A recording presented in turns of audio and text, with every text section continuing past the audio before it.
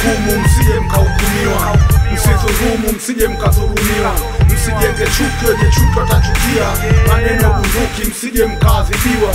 Msihukumu msije mkahukumiwa, msidhulumu msije mkadhulumiwa, msijenge chuki wenye chuki watachukia, maneno bunduki msije mkaadhibiwa. Msihukumu msije mkahukumiwa, hukumu mnayohukumu ndio hukumu mtakayohukumiwa, na kipimo mnachopima ndicho kipimo mtakachopimiwa. Msidhulumu msije mkadhulumiwa, msihujumu msije mkahujumiwa, msitapeli msije mkatapeliwa, msiseme uongo msije mkaongopewa, usilawiti usije ukalawitiwa, usisaliti usije ukasalitiwa, usinajisi usije ukanajisiwa, usijenge chuki wenye chuki watachukia, maneno bunduki usije ukaadhibiwa.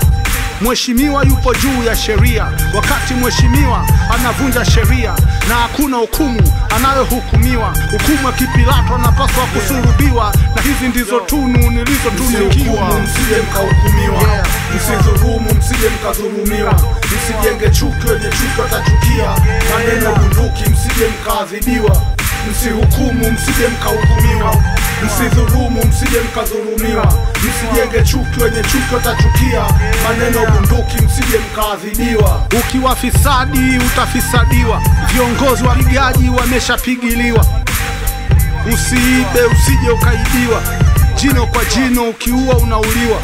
Usihukumu usije ukahukumiwa, aliyotoa hukumu amenyongwa bila hatia, aliyepewa sumu amekufa amefukiwa, aliyepewa hukumu gerezani ameachiwa.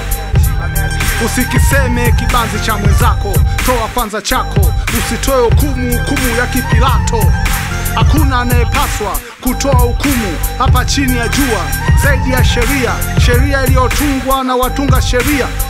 Mwenye tunu ameshatunukiwa, mwenye baraka ameshabarikiwa, mwenye lana ameshalaniwa. Kifo ni usingizi, ukifa unafukiwa. Msihukumu msije mkahukumiwa, msidhulumu msije mkadhulumiwa, msijenge chuki wenye chuki watachukia, maneno bunduki usije ukaadhibiwa. Msihukumu msije mkahukumiwa, msidhulumu msije mkadhulumiwa, msijenge chuki wenye chuki watachukia, maneno bunduki msije mkaadhibiwa.